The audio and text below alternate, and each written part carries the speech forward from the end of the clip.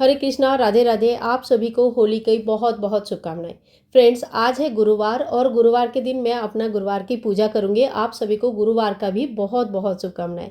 आज की जो वीडियो होने वाली है बहुत खास है, तो प्लीज़ पूरे वीडियो को जरूर सुन लीजिएगा। बहुत ही ज़्यादा इंपॉर्टेंट है, आपको बहुत काम में आने वाली है। आगे चल के कोई भी इस महीने में आपको क्या करना चाहिए, क्या नहीं करना चाहिए, और सबसे बड़ी बात कौन से बड़े बड़े व्रत त्यौहार हमारा आ रहा है और किस तरह से उनका प्रिपरेशन हमें कर लेनी चाहिए, तो उसके ऊपर आधारित है आज की वीडियो। तो चलिए शुरू करती हूँ। सो फ्रेंड्स, एक छोटा सा रिक्वेस्ट है, अगर आप लोगों को मेरी वीडियोस हेल्पफुल लगे, अच्छा लगे, तो प्लीज़ प्लीज़ वीडियो को सब्सक्राइब, मतलब हमारे चैनल को सब्सक्राइब कीजिएगा, वीडियो को बहुत सारा प्यार दीजिएगा और चैनल पर आएंगे तो दोबारा वापस ज़रूर आइएगा। तो चलिए शुरू करती हूँ। तो जो 4 मार्च यानी कि 4 मार्च का दिन था, उसी दिन से हमारा चैत्र की महीना शुरू हो गया है। और चैत्र की जो महीना है वो हिंदू कैलेंडर के हिसाब से पहला महीना माना जाता है। तो जैसे 1 जनवरी हम लोग इतना धूमधाम से मनाते हैं, लेकिन चैत्र की महीना जब आता है तो आधा से ज़्यादा लोगों को तो याद ही नहीं रहता है कि हमारा न्यू ईयर हिंदू में शुरू हुआ है। ठीक है, चलो कोई बात नहीं। हाँ, तो ये महीना हमारा ये 4 तारीख से शुरू हो गया। अब इस महीने में आने वाली है बहुत सारा बड़े बड़े व्रत त्यौहार, जो कि कुछ कुछ व्रत तो ऐसे हैं जो महाव्रत में भी आते हैं, पंचम महाव्रत होता है ना, उसमें भी आते हैं। तो सबसे पहले देखिए, 6 तारीख को ही गणेश चतुर्थी की व्रत है, जो कि महीने में हर महीने में संकष्टी गणेश चतुर्थी की व्रत आता है और बहुत लोग इस व्रत को करते हैं। तो 6 तारीख को गणेश चतुर्थी है। इसके बाद 8 तारीख को रंग पंचमी है। रंग पंचमी भगवान कान्हा जी को पूजा किया जाता है। कान्हा जी को, राधा रानी को लाल गुलाल अर्पण किया जाता है। घर की सुख शांति समृद्धि के लिए इस पूजा को किया जाता है।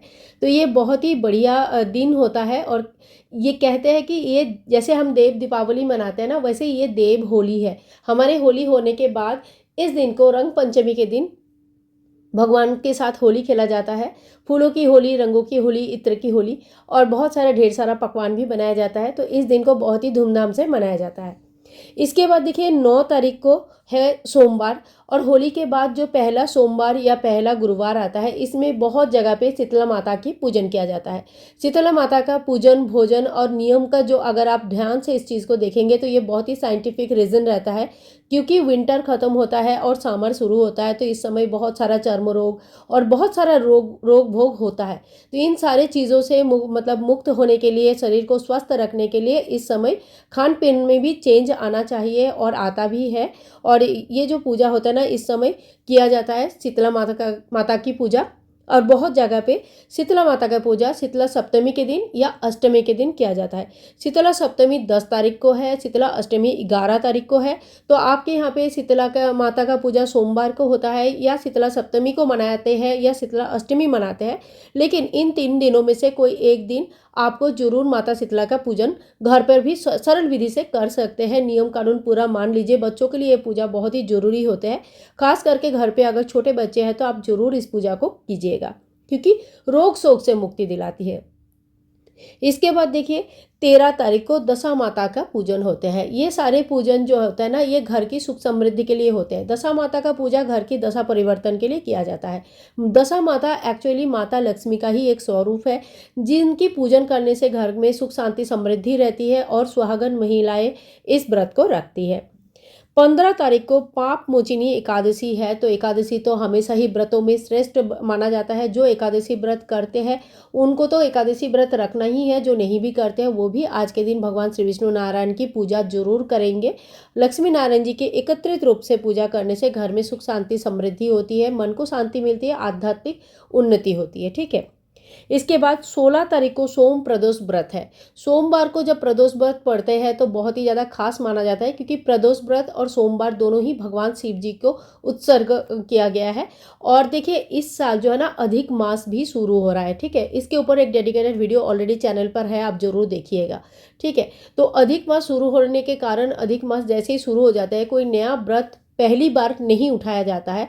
तो अगर आप लोग प्रदोष व्रत उठाना चाहता है, या एकादशी या कोई भी व्रत अगर उठाना चाहते हैं, ठीक है, तो आप इस समय उठा सकते हैं, कोई दिक्कत नहीं है। तो सोम प्रदोष व्रत से आप प्रदोष व्रत का अगर व्रत उठाने के लिए सोच रहे हैं, शुरू करने के लिए सोच रहे हैं पहली बार, तो आप शुरू कर सकते हैं। जिन्होंने पहले से ही शुरू करके रखा है वो अधिक मास में भी कंटिन्यू रखेंगे, कोई दिक्कत नहीं है। इसके बाद आता है 18 तारीख को अमावस्या। तो देखिए 18 तारीख को अमावस्या रहेगा और 19 तारीख की सुबह सुबह थोड़ी बहुत अमावस्या रहेगी, लास्ट के अमावस्या का जो पूंछ है लास्ट में रहेंगे।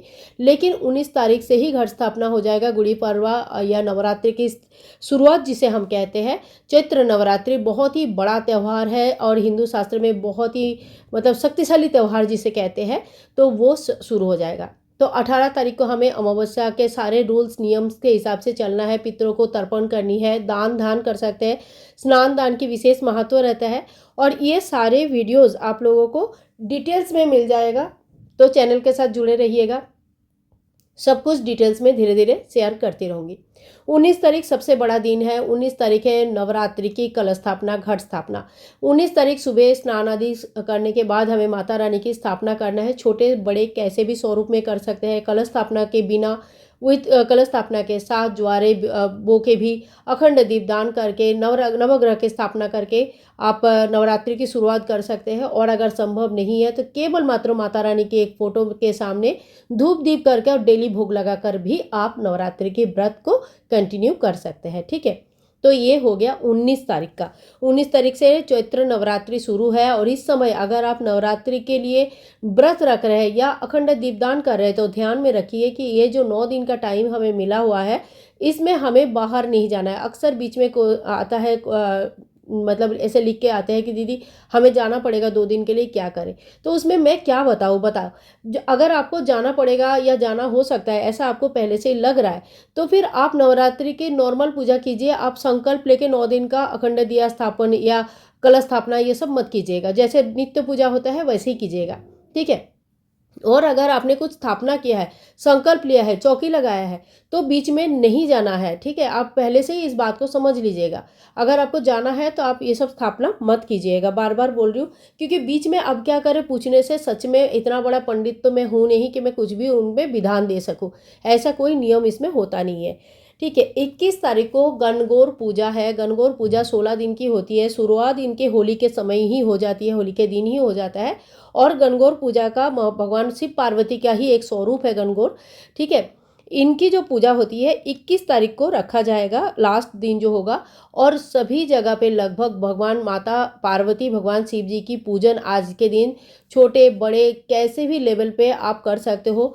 तो गणगौर पूजा करके अपनी सुहाग की समृद्धि के वृद्धि के लिए इस पूजा को किया जाता है। सुहागन महिलाएं इस पूजा को करते हैं, माता पार्वती से सुहाग लेते हैं और अपनी जो शादीशुदा जिंदगी है इसे खुशहाल बनाने के लिए माता पार्वती भगवान शिव जी के आशीर्वाद की प्राप्ति करते हैं। ठीक है, तो गणगौर पूजा है 21 तारीख को। और जगह के हिसाब से हो सकता है कि एक आध दिन के थोड़ा सा टाइमिंग का फर्क हो जाएगा, लेकिन आपको जो डेट्स मैं बता रही हूँ ये लगभग फिक्स रहेगा। इसके बाद 26 तारीख को रहेगा रामनवमी। इसी दिन कन्या पूजन करते हैं, कोई कोई एक दिन पहले अष्टमी के दिन भी कन्या पूजन करते हैं। ठीक है, रामनवमी की व्रत बहुत बड़ी व्रत होता है, पंचमहाव्रत में एक माना जाता है। 29 मार्च को रहेगा, 29 मार्च को रहेगा कामदा एकादशी का व्रत। एकादशी का व्रत दोबारा बोलने की जरूरत नहीं है, सब व्रतों में सर्वोत्तम है। तो कामदा एकादशी की व्रत होगा 29 तारीख को और 30 तारीख को होगा प्रदोष व्रत। ठीक है, इसके बाद देखिए अंतिम दिन को चैत्र पूर्णिमा होती है। चैत्र पूर्णिमा बहुत बड़ा दिन है। इस दिन पूर्णिमा का पूजा के साथ साथ भगवान हनुमान जी की इस दिन जन्मोत्सव मनाया जाता है। तो इस दिन भगवान हनुमान जी को पूजन करना है, उनको भोग लगाना है, घर में चूरमा के लड्डू बनानी है। और इस दिन कहते हैं कि भगवान हनुमान जी की अगर जो पूजा पाठ करते हैं उनके घर में कभी संकट नहीं आते हैं, जो भी संकट आने वाले होते हैं वो भी टल जाते हैं। तो ये थी चैत्र महीने की संपूर्ण जानकारी। आपको ये पूरी जानकारी कैसे लगा ज़रूर बताना।